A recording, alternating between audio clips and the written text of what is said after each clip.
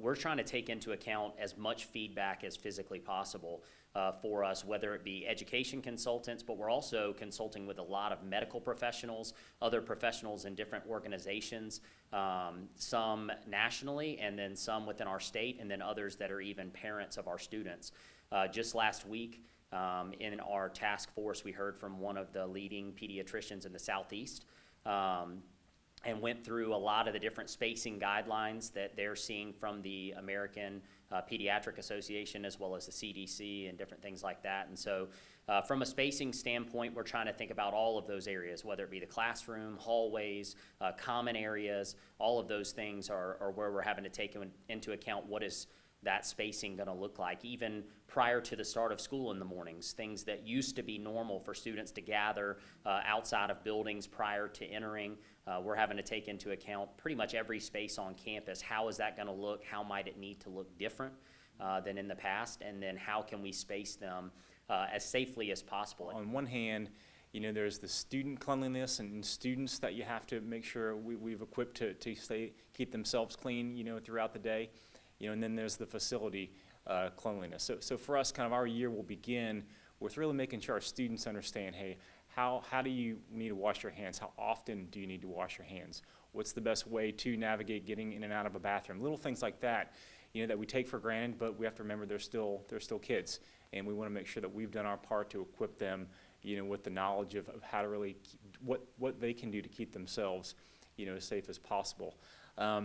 You know, and then there's the facilities, you know, side of things. So one of the greatest things that we're excited about is we've recently hired a new cleaning crew that brings over 30 years of hospital experience to our school. And so they've been able to bring a lot of the medical and hospital cleaning protocols that are so different, you know, and so much better than a school is typically used to having. So for us, we're excited to have just that expertise, and they're going to train all of our teachers on some of those key points of making sure that we keep our school as clean as we possibly can.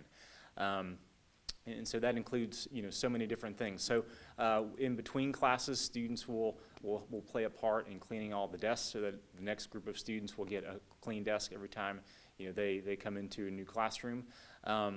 And then also, while they're in class, our cleaning crew will go around every hour and spray down the high-touch areas with some of the safest but also most powerful cleaning agents that are rated to kill tuberculosis all the way on down, including the coronavirus.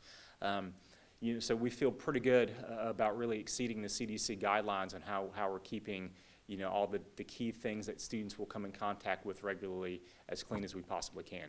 It's interesting, both sides, right? But some parents want to know all the different safety concerns and if we're wearing masks and if we're going to the playground and digital learning. And then we have some who have said they don't want to come if we are going to have masks and do different things. So it's like most concerns, you have parents all over the spectrum, and everybody's kind of feeling a different way about it. And our goal is to find what's safe for our kids. What is the best scenario for our kids? We want kids on campus, especially lower school kids. Lower school kids, ages 4 to 10, they need to be on campus.